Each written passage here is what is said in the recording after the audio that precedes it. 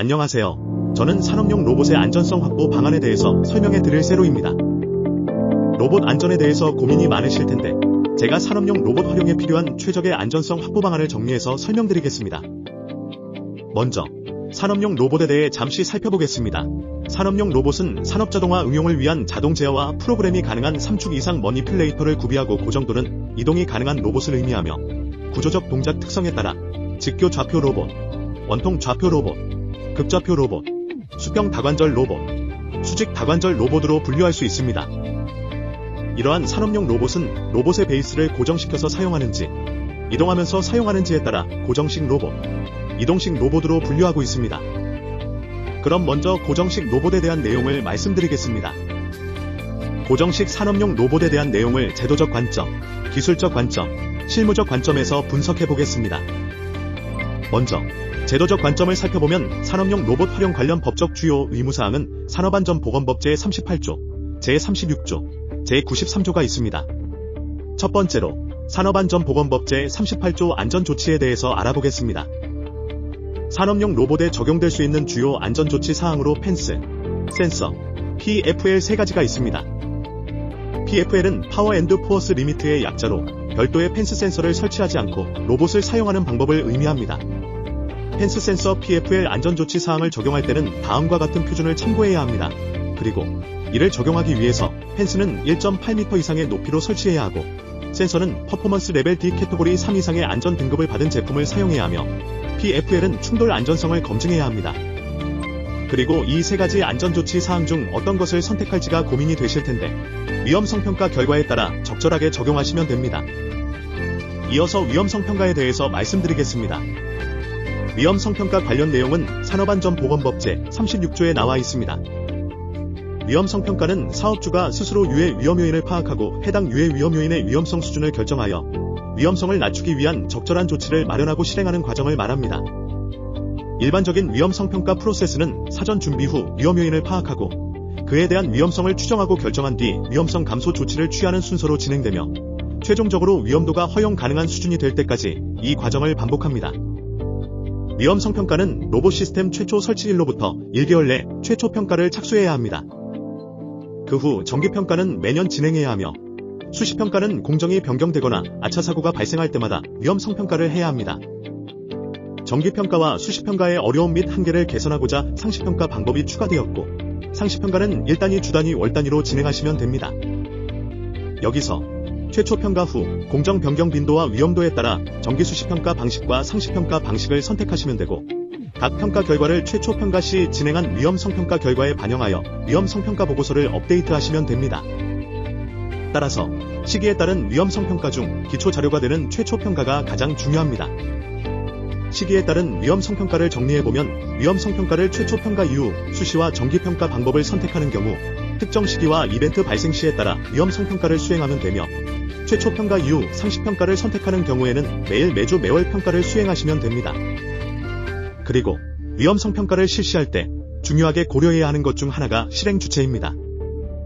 위험성 평가는 사업주의 주도하에 안전보건관리 책임자, 관리감독자, 안전관리자 또는 보건관리자, 대상 작업의 근로자 모두가 참여해서 진행해야 합니다. 특히 사업주가 도급사업주와 수급사업주로 구분되는 현장의 경우 양측 모두 위험성 평가를 실시하고 서로 공유해야 합니다. 위험성 평가는 위험성을 가능성과 중대성, 즉 빈도와 강도의 도부로 정의하고 위험사건 각각에 따른 위험성을 추정 및 결정하는 빈도강도법으로 진행합니다. 다만 빈도강도법은 위험성 평가 시 빈도와 강도에 대한 기준을 먼저 수립해야 하는데 중소규모 사업장에서는 수행하기 어려운 면이 있습니다. 이를 개선하기 위해 체크리스트법, 핵심 요인 기술법, 위험성 수준 3단계 판단법이 정부 지침 개정 내용에 신설되었습니다. 체크리스트법은 유해 및 위험 요인을 리스트업하고 도출된 유해, 위험 요인을 감소시키기 위한 조치가 적절하게 수행되었는지를 체크하는 방법입니다. 이후 체크된 위험성 결과에 따라 개선 대책을 수립하고 실행합니다. 간단하고 빠른 결정이 가능하다는 장점이 있지만 체크리스트 항목을 구체적으로 작성을 해야 합니다. 핵심 요인 기술법은 유해 위험 요인을 서술식으로 기입하고 이에 대한 조치 사항을 평가함으로써 관리 개선하는 방법입니다. 근로자의 의견을 수렴하기 효율적이고 현장의 위험성을 파악하기 용이한 장점이 있지만 우선순위를 정할 때 어려운 단점도 있습니다. 다음으로 위험성 수준 3단계 판단법은 유해 및 위험 요인의 위험성 수준을 상중 하로 구분하고 직관적으로 이해할 수 있도록 위험성의 수준을 표시하는 방법입니다. 위험성의 정도를 이해하기 쉽고 비교적 빠르게 위험의 우선순위를 결정할 수 있다는 장점이 있습니다. 다만 3단계의 구분에 대한 객관적 기준을 사전에 설정해야 합니다. 이렇게 위험성 평가를 하고 그 적정성도 확인을 해야 하는데 단발성 프로젝트이고 비용에 대한 부담이 없으시다면 제3자 인증 획득 또는 전문 기관으로부터 컨설팅을 받는 방법이 있습니다. 만약 저렴한 비용으로 지속적으로 평가를 진행하고 싶으신 경우라면 위험성 평가 도구를 이용하시는 것을 추천드립니다. 제도적 관점 중 마지막으로 산업안전보건법 제93조 안전검사에 대해서 말씀드리겠습니다.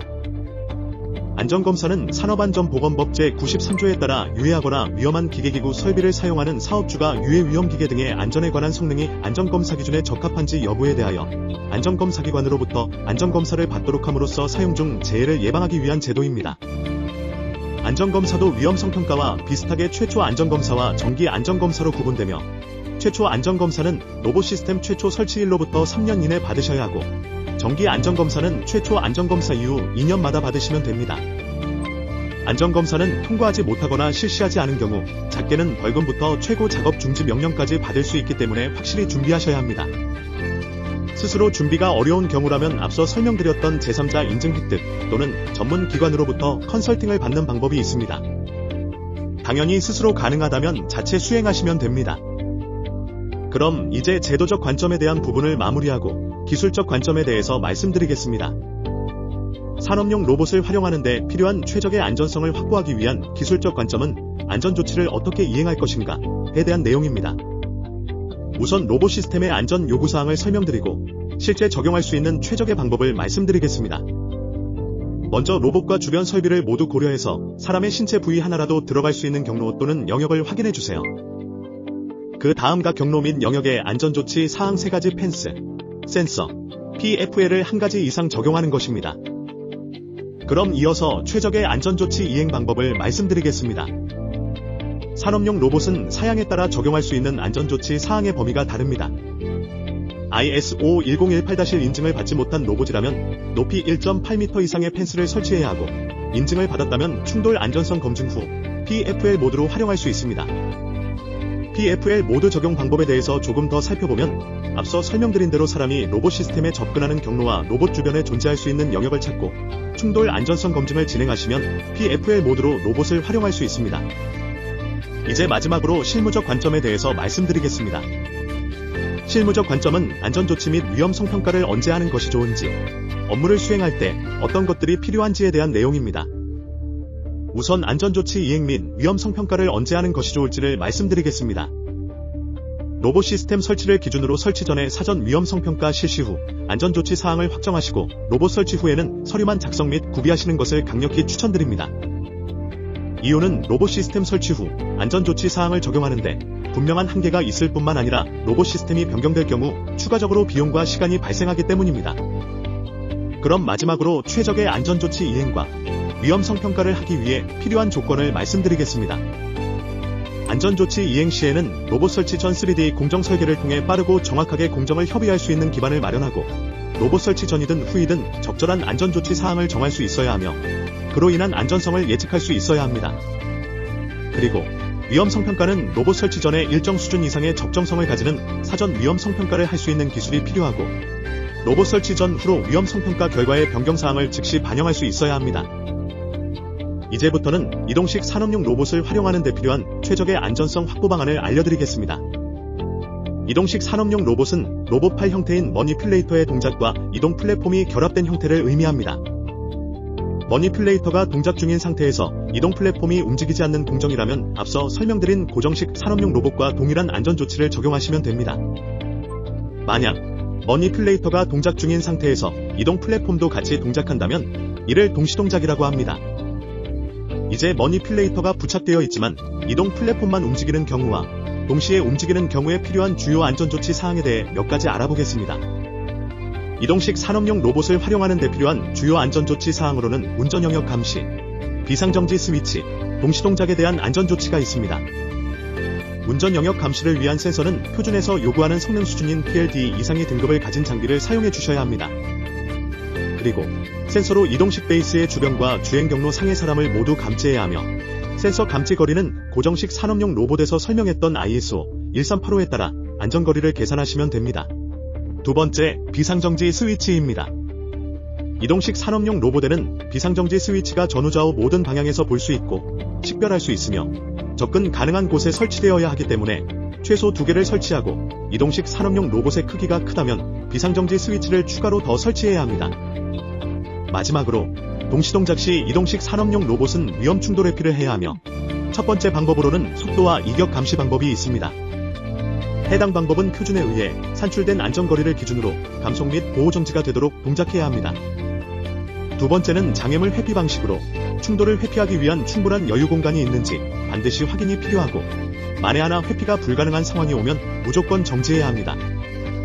마지막으로 고정식 산업용 로봇과 마찬가지로 접촉 시 위험 저감 방식인 PFL 모드를 활용할 수 있습니다. 로봇 안전 관련 궁금하신 사항은 세이프틱스로 연락주세요. 감사합니다.